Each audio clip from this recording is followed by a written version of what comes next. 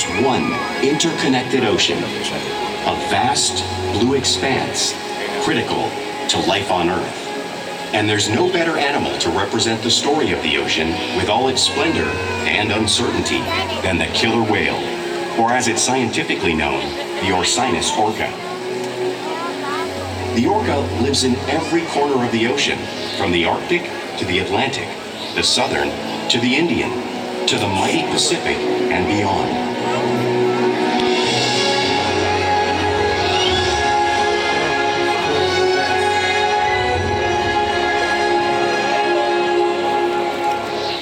This whale's story is the ocean's story, and it is one we all share.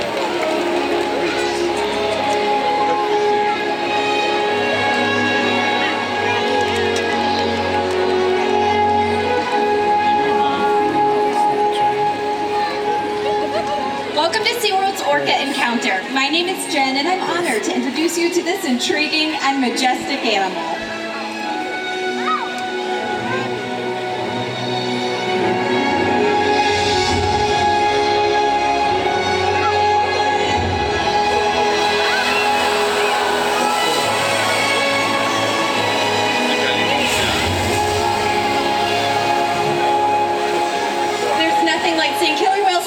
And learning about them and their natural behaviors. We hope this orca encounter will help you better understand this magnificent creature and everything they represent.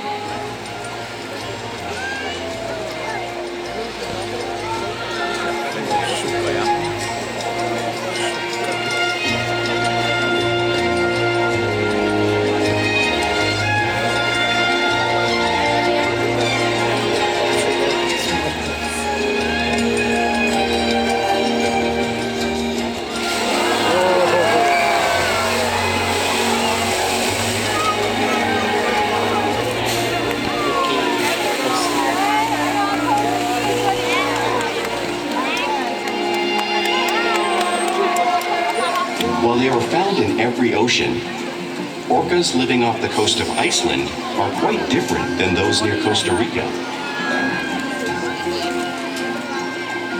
In fact, there are at least 10 types, or ecotypes, of killer whales. An ecotype describes the differences between killer whales' size, physical form, prey, social structure, and habitat.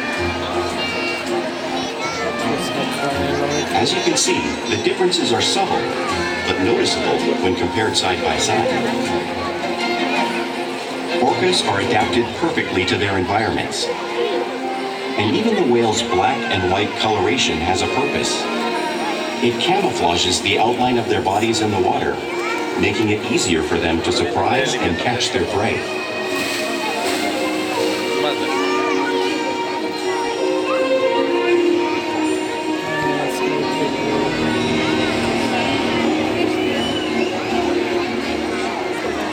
When viewed from above, the black of the whale blends in with the dark depths of the ocean.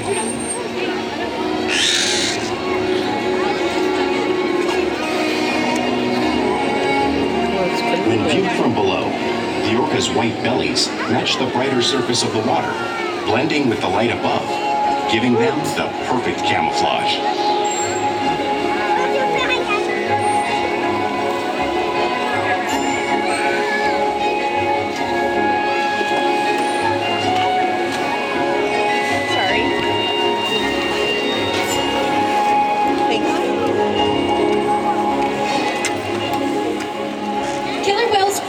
A natural wonder, and Kalia, along with Kristi, are going to help me show you some of their physical characteristics.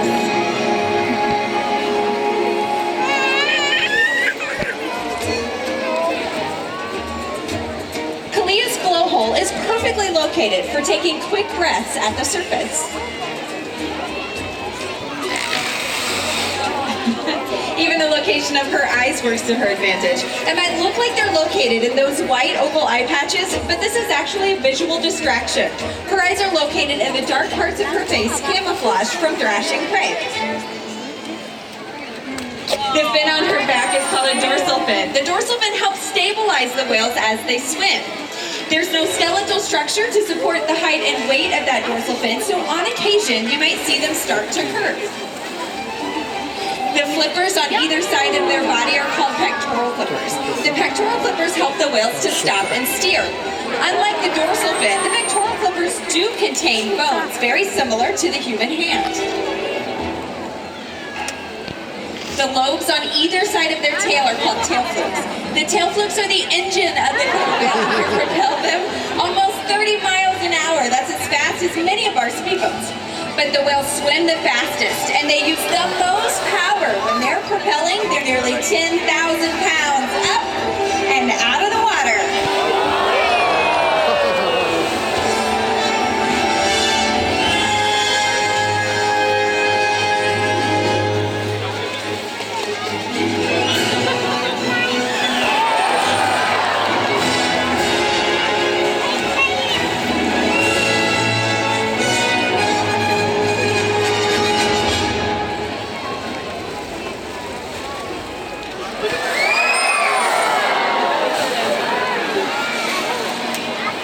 Killer whales are highly social animals with a well-defined social structure. An orcapod is always led by a female. Though just half the size of her male counterpart, she is in charge. It's all about attitude, not size. Because they live and work as a group, orcas need to communicate with sounds and body language. Orcas use clicks for echolocation or navigation.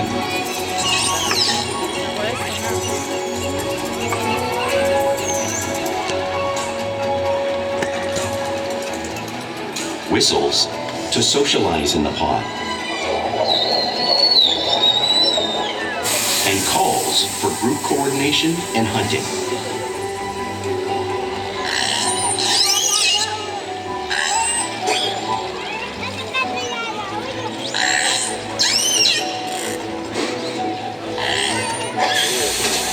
Vocal development studies here at SeaWorld show that early on, calves learn vocalization from their mothers. But as they grow, they learn from others close to them as well. This is a bottlenose dolphin call that Shouka learned and even taught other killer whales here at SeaWorld. In fact, orcas are the largest members of the dolphin family.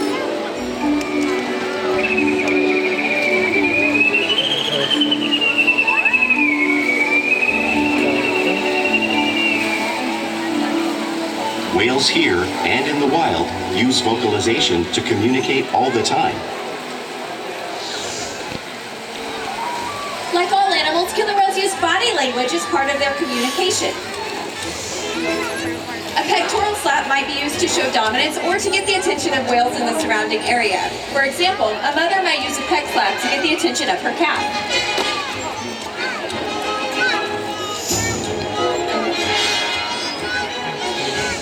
But when they really want to be noticed, they breach.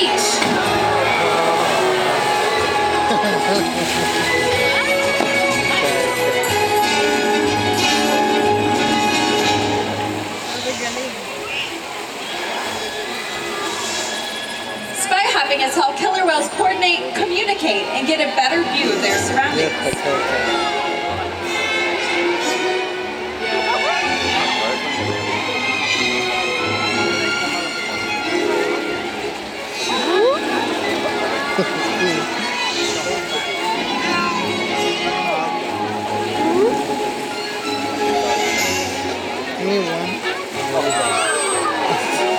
Fluke slaps are another form of communication that killer whales can use.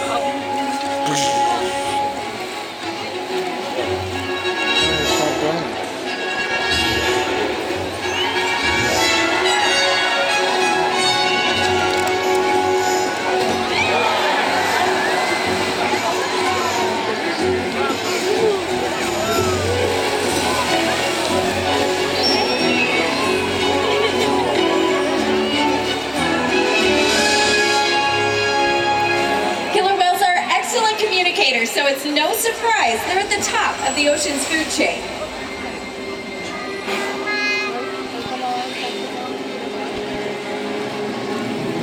Killer whales work together to rear their young protect their pod, and most importantly, pursue and catch their prey.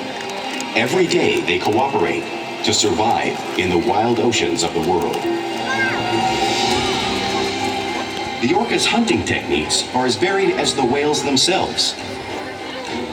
Norwegian killer whales will circle herring, herding them together. The whales use sounds to coordinate with each other and to disorient the herring.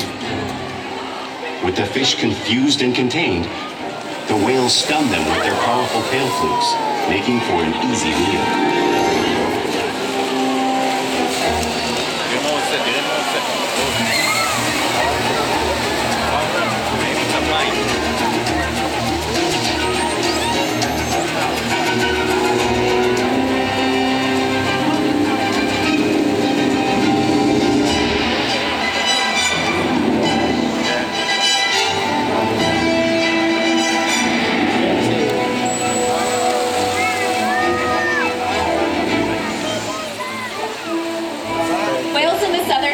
Will capture sea lions by pulling them right off the beach. Watch as Corky demonstrates a similar behavior and movement right here.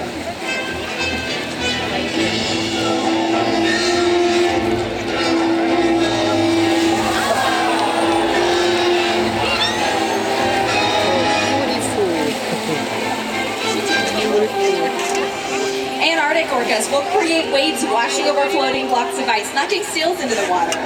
Makani is demonstrating a similar wave-making technique, showing you one of the many intriguing and complex hunting strategies killer whales have developed around the world.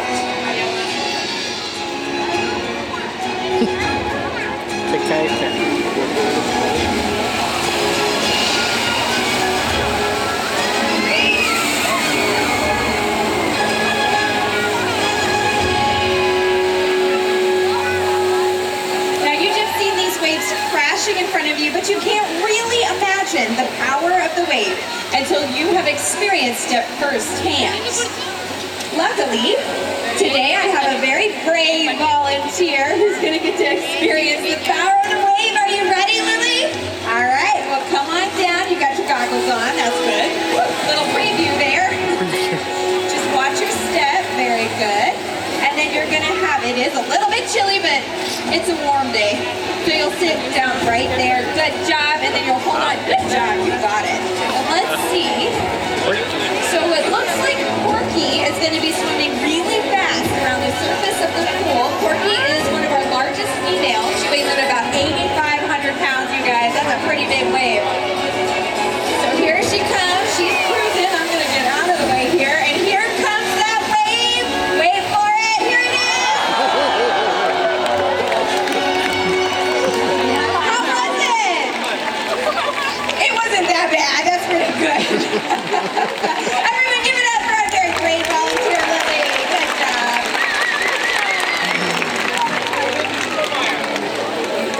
Now, because killer whales are found in all parts of the ocean, it is no surprise that they eat all kinds of prey, including other whales. The blue whale on the screen is the largest animal on Earth. It's 5 times longer and 50 times heavier than Makani here. So how does a whale the size of Makani eat a whale the size of that blue whale? It's possible because killer whales are the ultimate team players. In this example, we see the larger male orcas surround a sperm whale, forming a perimeter, while the females continue to drive the whale forward until it reaches exhaustion. The calves then move in to join the adults in the group. Whatever their prey, killer whales always cooperate and hunt together, making them a highly successful predator.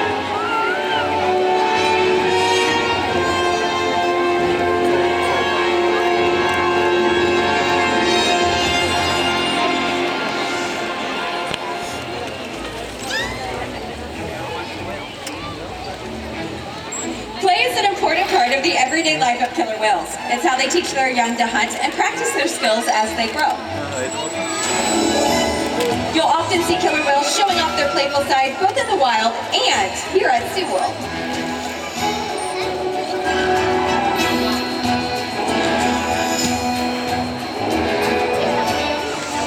Porpoising is when whales swim fast at the surface, breaking out of the water briefly.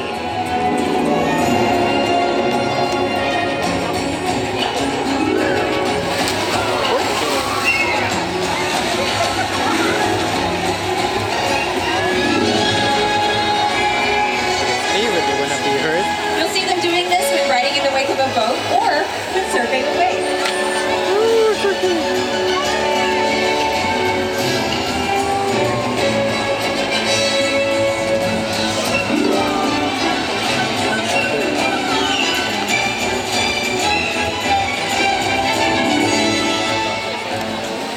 Killer whales also like to be touched and will rub their bodies on rocks and other surfaces when they can.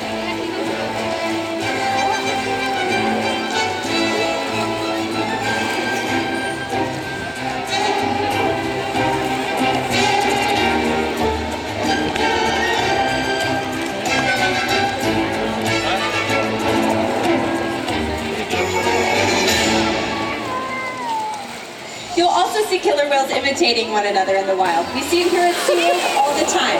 Our whales are always imitating one another and learning from each other.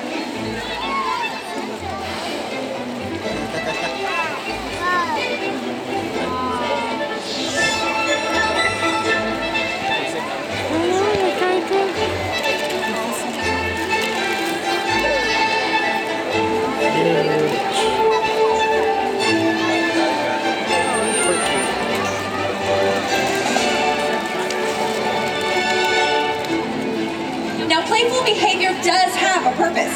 In the wild, a tail whip might be used to stun fish. But here today, our whales might just be stunning all of you. I don't want to be stunned. Oh god, it's Ikaika. The Ikaika splash. No, it's just one. What the heck happened to you?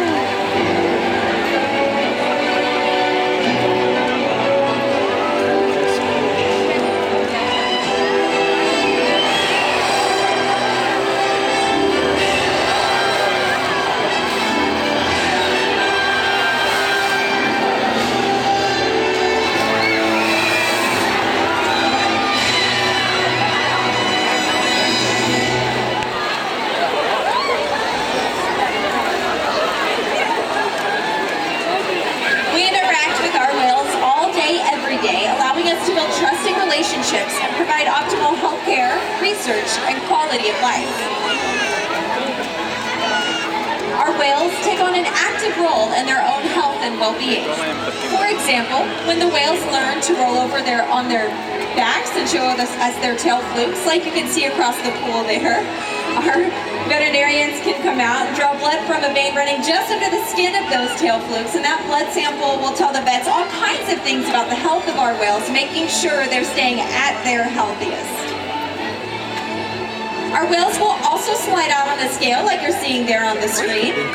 We weigh all 10 of our whales every single week to make sure that they're staying at a healthy weight, and also to make sure that our younger whales, like 4-year-old Amaya and 6-year-old Makani, are growing properly. Our whales will even allow us to take a breath sample from their blowholes. All of these behaviors are only possible because of the relationship we've developed with our whales day after day here at SeaWorld. Now I'd like to tell you a little bit about our killer whales. We are home to a family of 10. We have 5 males, 5 females, and this one male in particular is Makani. Makani is a 6-year-old. He lives here with his older brother Nakai, his older sister Kalia, and his niece Amaya. Makani is so full of life. He brings joy to all of us every single day. We challenge the whales to learn new things, engage, and stimulate their minds. Diet, exercise, and of course play, which Makani knows all about, keep our whales in great shape.